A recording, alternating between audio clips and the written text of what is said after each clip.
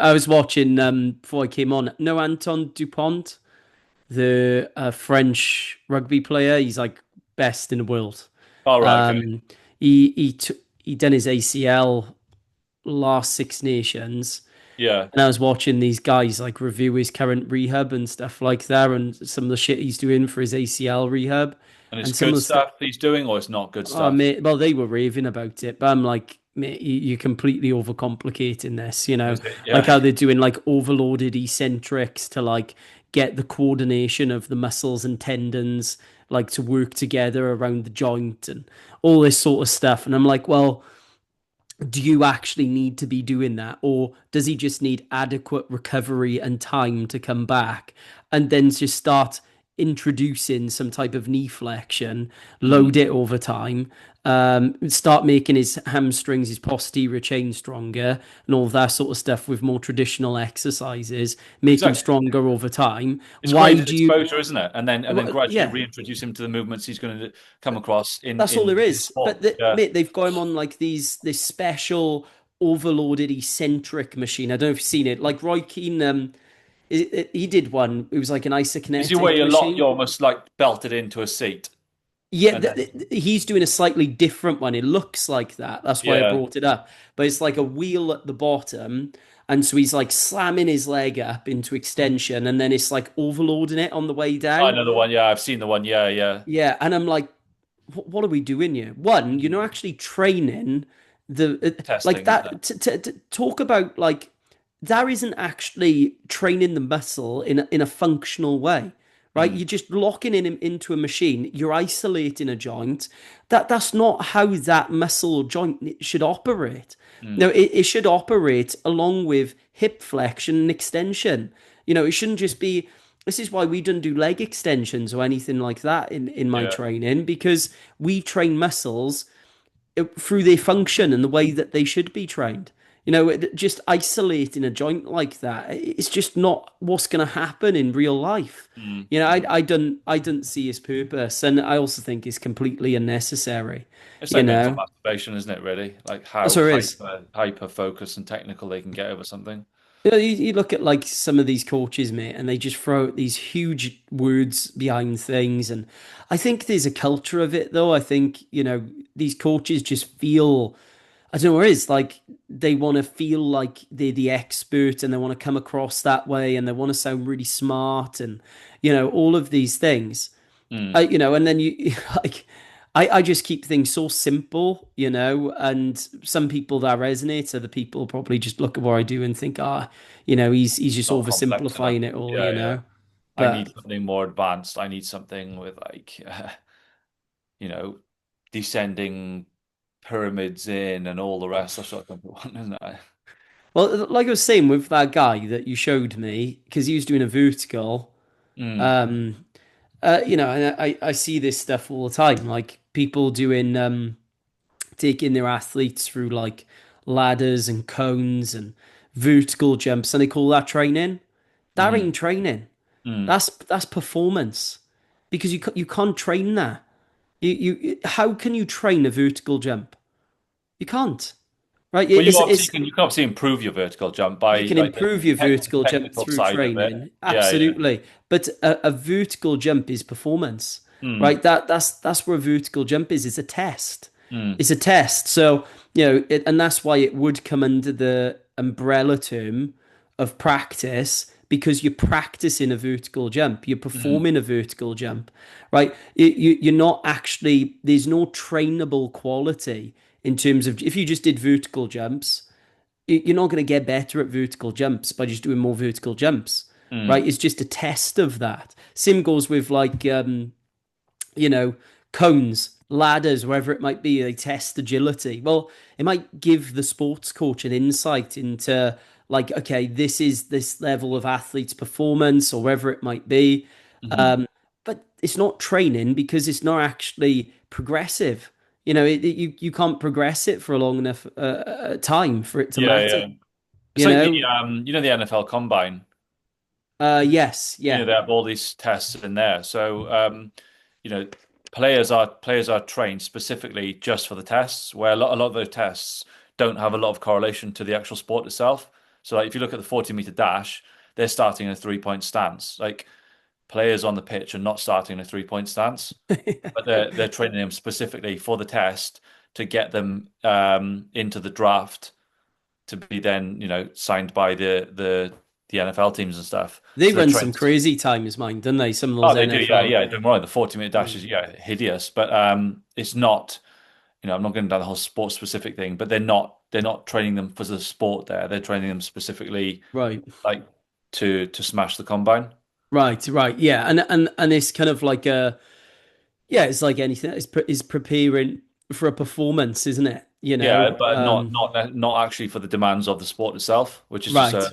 it's just Right. strange, isn't it? You know? Yeah, some of those guys they clock up like what, 4 5 second 40-meter dashes, do Yeah, they? I don't know what the exact. Yeah, what was his name? Xavier Worthy did one last year. I think he broke. Yeah, he did. He broke it, broke the record for it. I can't remember what his time was. 4 seconds, Really? something. Yeah, yeah. But Yeah, then that's crazy. they do the vertical jump test as well in that, and then they do what is the bench press thing? Is it 100 kilos on the bar? Yeah, And it's like 225 in it. They do max reps or pounds. something. Yeah. Yeah, because that's like as many reps. I tried that once, All right. and I think I might be off on this, but I think I did 31. Did I you think I on did 100 31 kilos? reps. Yeah, yeah. So I don't When know did you whether do that would that? rank up. How long ago was that? That Like recent? was it wasn't that long ago. It was about I'd say 4 5 months ago. What do you get So on chins then? What would be your max reps on chins? What's wrong? Why are you I smiling? Why are you smiling? Why are you smiling, sir? know what you're doing. I'm I know just what you're wondering. doing. I'm just asking, sir. What would be your max reps on chins? I know where we're going with this because this is going to lead to yeah. I haven't seen that 1 RM chin that you were talking Well, I about, bodyweight haven't. I chin. wasn't. I wasn't going to bring it up. I was not going to bring it up. I didn't want to make you feel awkward. But as we've obviously you've touched on the subject, we may as well address it. The All, elephant in the all, room. all in due time, sir. That's all I'm Oh, gonna say. All in due time. Because in the background, I'm staying quiet, right? But little do you know, I'm training, right? what I, weighted chins I, is it? I'm training. That's all I'm gonna say. In the background, right? It's like in a dark, dusty room, and I'm just there with my shirt off, dust flying everywhere, just like doing chins, you know, black and white filter, just like Rocky music in the background. You know? So what are you up to, sir? What's the added load at the moment then on the chins? Well, I'm do at the moment.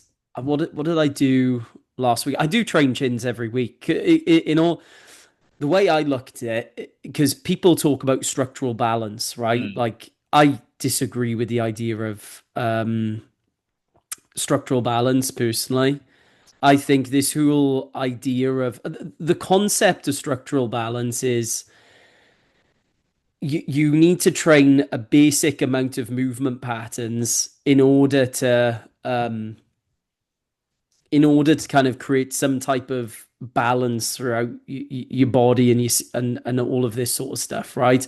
Which mm, I suppose you can look at it from that standpoint, and of course, like that's why we train the squat, deadlift, press, row, chin, and bench, right? We prioritize a range of movement patterns so that we don't become one dimensional, in hmm terms of our thinking. But structural balance became this thing of like, you know, you need to have perfect ratios for all of this, and you need to, and that's just not realistic, mm, and actually it's not the reality of high end performance. Like high end performance is naturally unbalanced. mm, But why I'm bringing that up is because in my system, I do look at the chin up and I do look at the row as kind of like fundamental movement patterns. yeah. So the most well, I'm currently building them up. I got to and I hit her out pretty comfortably. 17.5 added for 5 reps, but I'm just going up in fives. So I just keep going up every All right. week and see how much I can do. So How many I'm just sets are you doing? 3 by 5. Three, and So you do three sets of five on the same weight or not? yeah, yeah, yeah, Yeah. yeah, yeah. 17.5 added. So I did 3 by 5. Um, and then I'm just going to keep going up. I'm keeping it incremental. When I can't do fives, I'll do 5 by 3. Then Mm. I'm going to do 5 by 2, then 5 by 1, and All that's right. when I'll be dropping you a message. That's all I'm going to say. Right. So I did 32 kilos for one the other day. So 32 for one. Yeah, yeah. yeah. Hey, I'm a bit thicker than you, though, aren't I? Oh, here we go. The excuses are coming out. Oh, there Hey, it is. Shall I start playing the have violin you at the seen same my time? tree trunks? Shall I start playing the violin? Have you seen my tree trunks? Have you seen them? You're gonna see them running around that court this Saturday, Oh, boy. Yeah, you're oh. gonna see them running around. You're gonna see those Mr. stumpy Sagittal stumpy play. legs. Yep, sagittal play. I am actually looking forward to the paddle. I Yeah. am. I'm looking forward to it. I think it'll be a good laugh. Although I did have a bit of a bad dream last night. Thinking about it, I dreamt that I was playing paddle with you, and I Yeah. tore my hamstring All playing right. paddle. And I woke up, and I was like no panicking, and I Yeah. was like, this guy has just like you were just knocking it around the court, just getting me run round everywhere, and I must have pulled up and tore a hamstring. Do you know any? You think it's real, you Yeah. know? Yeah. And it was like that. But What would watch be your those biggest happen. fear? Tearing a hamstring, so Yeah, hamstring rupture, an ACL rupture, or an Achilles rupture? Achilles. Yes, It I've spoken to someone else. They said Achilles as well. it's I'd say Achilles, ACL, Hmm. and then I'd go hamstring. Hamstring. Yeah. Yeah, because hamstring is, I reckon, hamstring. Don't get me wrong, I think is underrated. I do. I think like people You mean the just think, oh, severity of the injury? yeah, yeah. I Yeah. think people they think, oh, it's just a hamstring. You'll be Hmm. fine, mate. If you do a hamstring once and you do Oh, it good yeah. enough, I'm telling you that can come back. Yeah, you're susceptible to re-injury so many times. That's the That's problem with something it. people don't talk about. Like Mm, they just think, oh, it's a hamstring. It's mm, like there's not a lot you can do. Like you mm, can try, you've got to act quickly on it. mm, If you tear that hamstring, if you don't act quickly on it, and that scar tissue starts forming, and you don't get enough blood flow and stuff into that muscle, mm. that especially in the first few days of exposure, that can be a problem.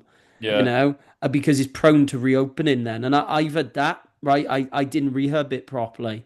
I told you before, playing rugby, I really did it quite, not that badly, but it was kind of like I'd say a grade, because I think there's 4 grades, isn't there? Is it 4 or 3? So it's grade one, grade two, and I think grade three is full rupture, Yeah, I so think. mine was a grade 2. So it Yeah, was a same as little mine when I bit, did mine. Yeah. yeah, I didn't do it properly. And Mm. and that's why now if I pelt it and I'm warmed up properly, You can feel it tugging, can you? Or not? yeah, yeah. So Tightness. I need Yeah. to be careful with it, Mm. But Was that a distal or proximal when you did yours? pff, I can't remember, mate. Yeah, and off the top of my head, I can't remember. Mm. Um,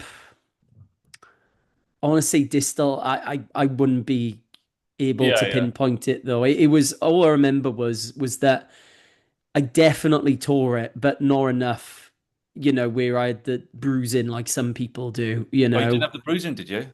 I had a little bit, but not a Mine was ton. black because I think you remember seeing mine. Mine was I black. think you had a grade 3. I think you I did don't yours know. worse than I don't know me. what it was at the time, but I was literally sprinting and it was like bang. I was like, what was that? It was Do you like have any someone. issues with it now? No, I've had some hamstring niggles over the last couple of years, because obviously I do a lot of speed-based work. I play football, so there's a lot of volume goes through my hamstrings and stuff. But every now and again, I can get an issue. I've had some tendinopathies with my hamstrings. Touch wood, not I've not had a tear again. Yeah. Um, but like you're saying there, I remember when I'd done mine. I think the first day I couldn't walk, I was limping, and I think that was the Friday, and I think I didn't couldn't do anything for Saturday, Sunday, Monday. I was literally in the gym doing isometrics on it, Mm-hmm. and trying to just like regain back strength and movement in the tissue as quick as possible. Still took a long time, but obviously, since then I've hit speed PBs and all sorts. So My approach with that and what I've told people in the past, and this is just my experience in doing it. I think I told you this as well when you did mm, it, maybe. Um, I get people back low bar squatting right yeah, away. And I tell them, look, this is really gonna hurt, like really gonna hurt. So get ready for it. You reduce the load, do sets of 15, say Mm, 3 sets of 15, and just try and get as much blood flow into that area as you can. Because what happens is that scar tissue is gonna come and it's gonna build up. And mm. if you have that scar tissue, you want to try and minimize that as much as you can, because the more Yeah, yeah. scar tissue you have, the more prone that's gonna be to open up in the future. So 3 by 15, and we keep working that weight up. And by Mm, the end, you're gassed. You do that for about 3 weeks or so. And then you start gradually reducing the reps, and then you get back into normal training then. mm. But that's the way I've always done it, and it's worked pretty well for people. But just to let it heal by yourself, That's I the don't thing. know. The worst thing you can do is go, I'm just going to rest it, give it like, I don't know, however many weeks, couple months, and then go, right, pain's gone. I'm just going back on the field or, back to whatever and expecting you can just light it up and not suffer a re-injury. Well, that's just a nightmare waiting to happen, isn't it? So Saturday, who's winning then? Me or you? What do you mean? Seriously, no, Saturday. Like, you actually been asking the question. Oh my God, sir. Saturday, who's winning? Me, sir. Although saying that, I will give you you're sneaky, you like with this because you are obviously this ping pong like Uh, master, aren't you? So you're obviously pretty good with a racket. So you never know. it depends when I get there. How big's this court, right? The bigger the court, the smaller the court, the more advantage I'm gonna have. So how big's this court? She's quite big. She's quite big, is she? Right, Well, I okay. played with I played with Alex last Saturday, and I think he was thinking he was going to smash me. He beat me in the third set, 6-4. So it was once at all, 6-4. He beat me in the third set, and I think he was expecting to cook me. And then he was surprised because obviously I'm quick and I was able to just get to shots all the time. So So can you hit it against the wall and it kind of comes back, or like how does can it do. work? So you can't hit the wall on the full. Does that make sense? So Right, if I'm serving to you or I'm returning a shot to you, if I hit the back wall on the full or I hit the side wall on the full without it bouncing on your side, that's out. But right, if it bounces on your side and you get to it, you could, if you want, smash it off the back wall to return it to me. A right, bit, right. a bit like with Is it squash. tough on your cardio? If you're having rallies, it can be, and especially when you're playing singles, because there were a couple of shots last week where, like, I don't know, Alex served, I returned one, then he pings it down that end, and then back down that end, and I'm obviously flying across the court to return these shots, and then obviously the longer the rally is going, the more you're kind of like your nervous system engages because you're like you don't want to screw it up, do you? You know? Right, right, right, So yeah, right. your cardio can get up there, you know. Are we gonna be wrecked tomorrow? Saturday, do you You're not going to reckon? be wrecked, but you like by an hour and a half, you've had a good sweat on, and Yeah, like when I came home in the afternoon, I was watching the United game, I think, and yeah, maybe it was because United aren't exactly like exciting to watch, but I was like, I was nodding off to sleep just because obviously yeah. so it's a fair bit of like agility and leg work, isn't it? So I have got my background in table tennis, so I'm Yeah, so you could hoping. be cooking, you might be cooking. Yeah, I might be. First Mm. time, as I said, I'll just pick up the racket and go, oh, right, yeah, how do you do this? Act all like naive to it. Oh, yeah, like how do you Bluffing. play this game? Secretly, I've been practicing away like you have against your wall, you know? It Do was you only ever, literally because my paddle racket arrived yesterday, and I was like, oh, I want to have a go with this. So I literally just got the you've tennis got your balls own out. paddle racket as well. Yeah, I ordered Mate, it. I you ordered gotta it. beat me. Hey, James, if you don't beat me, I'm playing the psychological games now. See where I'm Yeah. going with this? So if you don't beat me, I give you permission to be ashamed. Okay? You need to be ashamed. If All right. I first time, how many times have you played? How many times? I've played now. What did I play? I think I played twice before I went to Portugal, and I played twice in Portugal and once back. So I've played 5 times now. 5 times, yeah. So you're Four already or five five times. times ahead of me. 5 times ahead of me. Mm. And I'm But gonna let's. turn I up. haven't played a racket sport since I played tennis when I was last, God, maybe 19. And I've no 19, no right? Yeah. background in ping pong. I played ping pong in Portugal. You have Ping obviously pong. got yeah, you've obviously got your ping pong like scholarship. So I don't know. I reckon it's probably even. Yeah, I gotta be. I played table tennis last week. I've lost her a little bit. Have I'm you? not. Oof. Yeah, I was playing this guy, and I think he kind of plays all the time. He's in the army, so they've got like a table tennis table Oh, there, yeah. and they just I think always play. And Yeah. so I haven't played like literally since well, I mean forever, you know. And I started warming up a bit more though. I will say that, Mm. and so as I start, it's like anything. It's like riding a bike. You can pick it back up, Yeah, you you just got to know. get that feel and that touch again, isn't it? And so by the time I started hitting decent shots Mm. again, um, we started getting into it, and I was hammering him, and he All came right. back and beat me by 1 point. Yeah. And I thought, damn, because and it was so frustrating, mate, because I could feel myself on the ascendancy, you Yeah. know, and I could feel myself, and I know I'm so much better than that, Yeah. but it just wasn't there. Like my Okay. brain knew what I needed to do, but Yeah. I couldn't execute it. You know, so I was just slamming the balls like I used to, Yeah. and whereas they'd hit the other side of the table, they were Still just going out, missing was by they? like Oh, this right. much, you know, and so I was just losing points, you know, recklessly. Oh, But so you yeah, were almost like beating yourself in some ways then by unforced errors, was it? yeah, he didn't outplay me. Yeah. I just unforced errors lost me the game, you know. Mm. So yeah, Oh, it's it's kind of so kept addictive though. yeah. Like table tennis is like I've never. I think that's the first time I've actually properly played it in Portugal, and I was like, me and Alex were having like matches all the time. It's just like Yeah, so you can't addictive. stop. You I can't know. stop. And it's all about movement in table tennis. People don't think that because if you're not moving your feet, you're screwed. You're Because stuck. Yeah. if you want to get on a good forehand, um, you need to get your feet in the right place. It's like I can't. It's a bit like boxing. Like Yeah.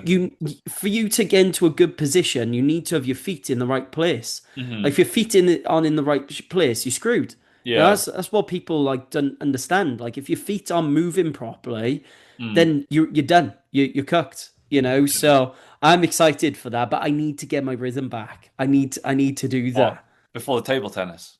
Yeah, because you can't be beating me in table tennis. I can take paddle, but you aren't beating me. And I'm sorry, James, you're not beating me, mate. I can't have that. I can't have it. I can't have you do me in pool. I can't have you beat me in table tennis, and I can't have you beat me in darts either. You Oh, know? darts. Darts. You'll do me on. Yeah, I'm yeah. average at darts, but I reckon like once I start throwing a few, I reckon yeah, I'll give. Fuck it, I'll beat you. You dropped out. All I had is you beat me. That's all I had. It came back on. Genuinely. I'll That's beat all you you. need to know. That's all you need to know, sir. Anyway, right. Should we get into this one Yeah, go for it. Yeah. about the fat loss drugs? Because I think this is going to be a real helpful one. Because we did one with Greg, and mate, he is super switched on with her, isn't he? You know, Yeah, yeah, like yeah. breaking it down and the science behind it. I think what we wanted to get into more in this one was kind of like the our philosophy around it all. I think Hmm. that's a better way of putting it, isn't it? Because we Hmm. talked a lot about science in that one and Yeah. like the pros and cons. So where do you stand on Mechanisms. it, mate? Like generally, like what's your position with these fat loss drugs that are coming out? So I wrote about this week, and I was like, oh, is this going to piss off some people? Because obviously they're very widespread now. Not every man and his dog is on them. That's kind of the wrong term to use, but they are, they're readily available, and a lot of people use them. A lot of people have had success with them and been quite life-changing. So I'm not for them. I'm not against them. I'm just kind of neutral. Used for the right person at the right time, they can be, as I said, life-changing and a very helpful aid for dieting and for weight loss. They can also, I believe, be abused by the wrong person, just thinking Mm, it's a very like easy, quick solution.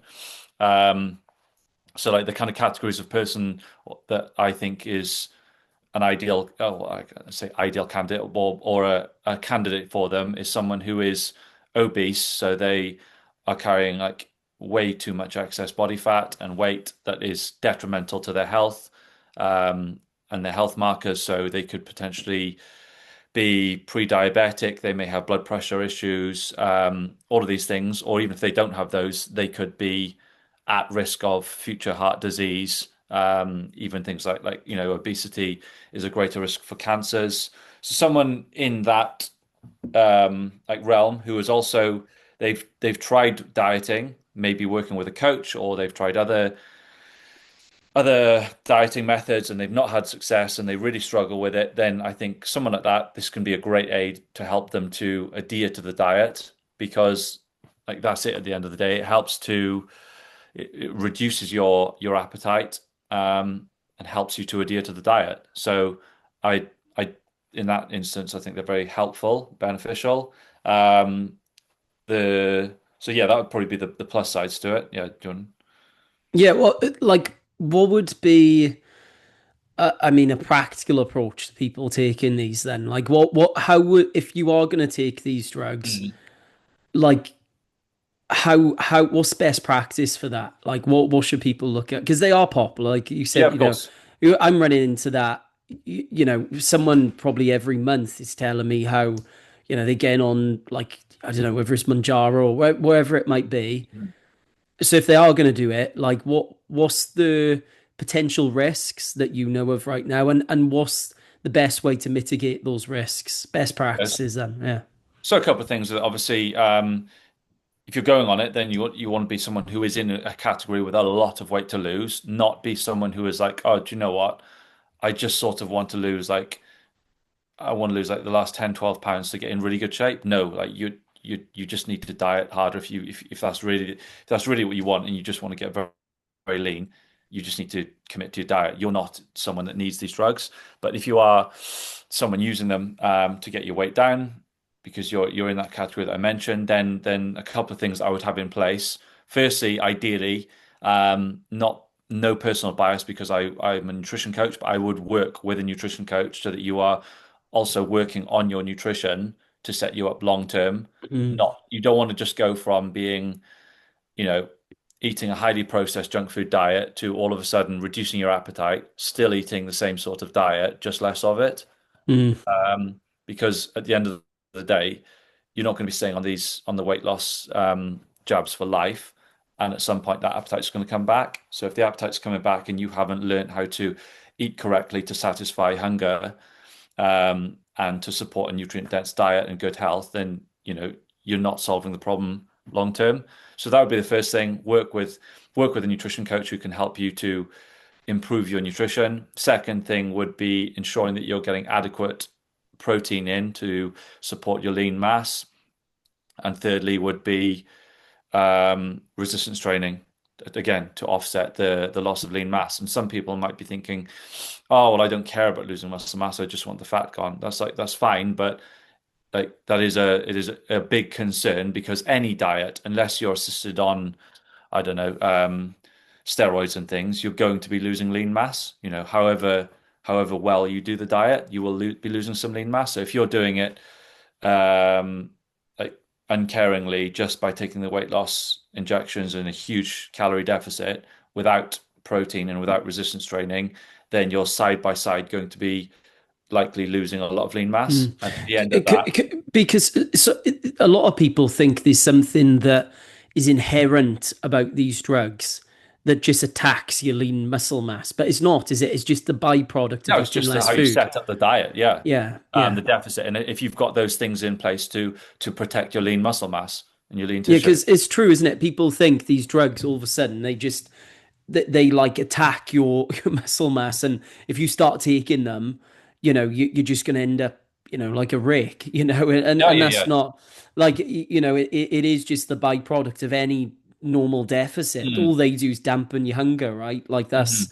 that's how it works. And Um, that's the thing. It's like again, like I mentioned, some people will be like, I don't really care about losing muscle mass because people often, when they're bigger and they're overweight, they overestimate how much muscle mass they have on their body and consequently don't really care about it. They just think I just want the weight gone. But I can guarantee you, if you actually do that and you lose the lean muscle mass and you get to that point, you will regret it. Having spoken from experience, I dieted myself down to a what 50, I think 58 kilos at my lightest. I dieted off a huge chunk of muscle mass.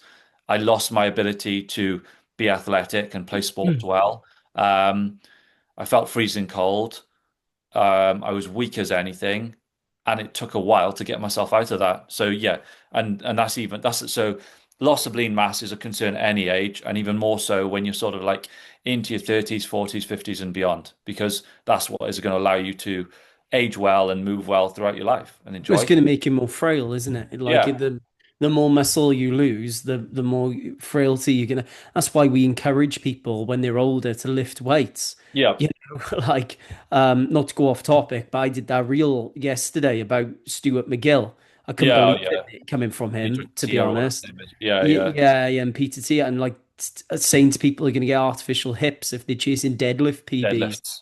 over Yeah. 50. It's like I couldn't believe what I was hearing, Mm, Um, but yeah, that's so true because muscle mass is it's like we're in this world, and look, rightly so. I think there is obviously an obesity epidemic, right? mm. Especially in the West, right? Oh, 100%. Nobody's denying that, and there are, but I think there's extremes. On one hand, you do have people that are really struggling with their weight, and then on the other hand, you do have people that, just want to take this stuff to look shredded for their holiday in Ibiza, Mm. and we're not like anti weight loss by any means. I don't think we're anti weight loss drugs either for the right person. Not at all. But we are anti unnecessary weight loss on this podcast, Mm. and people just taking Manjaro. Um, or whatever it might be to yeah go on holiday like look the part, and that Mm. does come with repercussions, doesn't it? Oh, yeah, absolutely. It's no free lunch you Yeah. know so what are some of those repercussions, mate, from these drugs? Yeah, so the one thing, like I said, and is if you're kind of like you're just dropping lots of weight, huge calorie deficit, not getting enough protein, no form of resistance training, then you're going to lose a lot of body fat, obviously. No, down to the size of the deficit, but you're also going to lose with that a lot of lean mass. And there is a I think it's like a phenomenon you would refer to it as, which is called collateral fattening. Now, this is something where, and this can happen to anyone, not necessarily just someone on weight loss drugs, anyone who kind of diets incorrectly, and that is where you lose a lot of lean mass whilst losing body fat mass as well, and then at the end of the dieting phase, your hunger is elevated. Substantially due to the loss of lean mass on your body, and then you're in a primed state to regain more body fat. So you end up long term after going from the dieting phase into what should be your maintenance phase. You then can end up regaining a lot of body fat and end up in a far worse body composition and health point than where you started. Does that make sense? That does make sense because you've just suppressed these hunger signals essentially, Mm. and then when you come away from that, then I can imagine that's basically well, you're saying that those are elevated, then is that right, Yeah, kind so of? losing lean mass off your body can actually lead to you having an increased appetite. So So anyway, even if you're on the drugs, yeah, yeah. Well, once you end the drugs, because obviously once you end the the the weight loss drugs, yeah. drugs are there to help you adhere to the diet, essentially. Wow. So if Wow. you are like I said, not covering those things like your protein intake and your resistance training, then you can end up with a less favorable body composition and end up then with what's called collateral fattening. So So so so they become it's really hard to wean yourself off them without these kind of like hunger signals increasing and all that sort of yeah, stuff. hunger is going to come back. And it's been shown Yeah. that if you stop the weight loss drugs, then some level of weight regain is normal after any diet. It just is, and so no different with the weight loss drugs. And there is obviously, can be a high amount of weight regain, but that's where having the lifestyle factors in place Mm. is almost like stacking the odds in your favor to help you months down the line, year down the line, 2 years down the line, still having you're in a better position than where you started the diet, in terms of Yeah, yeah. your weight and your health. So Well, that's just, it's so true because people will prioritize these drugs. I've mm, seen it happen firsthand. You've probably had it where, I was chatting to this girl, and she's talking about, she's on Manjaro and all of this sort of stuff, and that's fine. Mm, Paying £200 a month to mm, to do it. And then, I bring up the cost of my services, which, by the way, is less than that mm, per month, on average. And she, didn't want to know, like, yeah. because she didn't want to come away from the Monjaro. And, having someone who can, not even give you, like, just teach you a little bit more about, like, how to have a healthier relationship with food, prioritize, like, basic principles. Like, for instance, with me, because it's very important I make this distinction when people join, because I say, look, we don't give nutrition plans, we give Mm, nutrition advice. Those are mm, very different things. Like, if you have got a couple of questions or ever, and sure, I'm qualified to be able to give you some advice, but mm, I'm not going to give you a plan or anything like that because I'm not yeah. qualified to, and we do talk about principles. We talk about, like teaching people, for instance, about, like, food quantities, like why it's important. Why is that important? What should a plate of food look like? Roughly. When you look at a plate of food, what are you Yeah. looking for? Right? Some proteins, a couple of colors on there from fruits or vegetables, carbohydrates, source of healthy fats. Mm, What does that look like? But people aren't starting there, are they? It's a little bit like with my training program. Like, I spoke about this, I think, a couple of days ago. People that are just chucked straight into a training system, but they haven't even looked at their squat technique oh yeah, yet. so your technique. Yeah, yeah. Like, Yeah. what is going on? Like, Mm, so if you're avoiding these basic principles and you just wanting that quick fix, everybody wants the magic pill. yeah. Everyone wants the magic pill, and that's why they're willing to pay 200, 250 quid a month for it. But then when it comes to the basic stuff like you're talking about, these principles, they don't want to know, and that's the issue, isn't it? Oh, absolutely. And that's the thing is setting yourself up for success by having those in place. And for me, that's a non-negotiable. So if I was working with someone, if I'm dealing with a client now, whether it be a nutrition coaching client or an in-person training client, and they had a fat loss goal and a body composition goal, and they said to me, I'm thinking of using Manjaro, and if they were sort of like a suitable candidate for it, I would be like, by all means, because again, like it can assist you to help you to adhere to the diet, so it can be beneficial. It's like if you can make the dieting process easier, why not? Go ahead and Mm, do it if that suits you and you want that help. But as long as you are like you've got those things in place and a plan at the end of it, because my concern with these things is that some people it's like when some people are dieting and maybe, I don't know, whatever it be, they're locked into let's say they've lost weight on a low carb diet, and all of a sudden they've got to their weight loss target, and it's now time to transition out of the diet. But they're like, oh, I'm terrified now of eating carbs because of that fear of going back to where they were. And I think a lot of people will have the same fear and concern of stopping things like Manjaro because they're like, well, this is what has helped me go from where I was unhappy, to now, where I'm a much healthier, happier person. I don't want to stop that because of fear of loss and going back to where I was. So that's why I think the benefit is to working with a coach who can guide you through that maintenance process and to living a healthier lifestyle and maintaining the results you've got.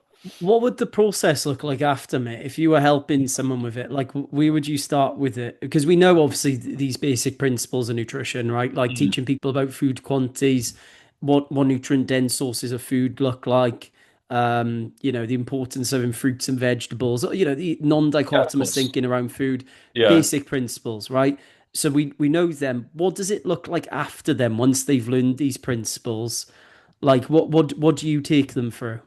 Well, if you're talking about someone coming out of a diet, you mean, or Um, let's do both, right? Because I think that because there'll be both people listening to this, someone coming out of a diet and someone coming out of using these weight loss tools. Mm. Um, give both examples, and would they change at all, or would it be No, the so same? very much the same, really. Essentially, all Right. it, all it is, both people are coming out of a diet. Someone is just using the aid of a weight loss drug to dampen their appetite throughout. Mm. So, again, I don't get why there are some coaches out there who are like, shitting on these because they're essentially a tool to make the diet easier for your client. They Easier. can be Yeah. more adherent, get a better result. So I don't know Mm. why there are coaches out there who are like, oh, blah, blah, blah. I hate the. No, they're there for a reason. They can be very helpful, and they can also save some people's lives by improving their health. So yeah, that's number one. But yeah, essentially the like as you the both scenarios you gave there is exactly the same. Someone is just using the aid of a weight loss drug to help with the diet. But when you come out of the diet, the first thing would be look at what your weight is now, accept some weight regain when you reintroduce some more calories because like glycogen stores and things are going up, but move your whether you're tracking or non-tracking, that's kind of like a separate topic, but you would go back to straight back to maintenance calories, estimated maintenance calories of your new body weight, which is Right. obviously going to be less than where you started because you've lost probably substantial amounts of body weight. That would be the first thing, and then it's obviously working to like a structure again, depending on where. So it's hard to give a blanket statement, but the forefront things would be ensuring someone is meeting their daily protein needs because that in itself is going to help with satiety, so controlling hunger and appetite. Um, and it would also be sticking to similar foods that someone has been dieting on. Now, if they've been working with a coach, then they've probably been dieting in a more health-seeking way, so consuming adequate protein, consuming an array of fruits and vegetables and micronutrients, so a more nutrient-dense diet. You wouldn't then end the diet and go, "Oh, free for all now." You've got more calories to play with, so now just like let's bring in the ice cream every night and things because Yeah, what you're their doing gut there. would be like screaming.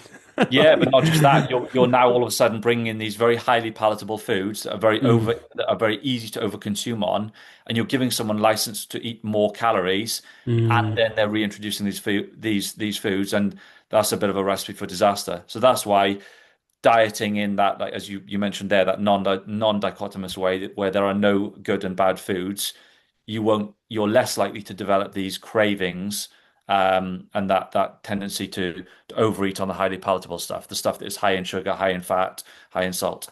Mm, yeah, that's a good way of putting it.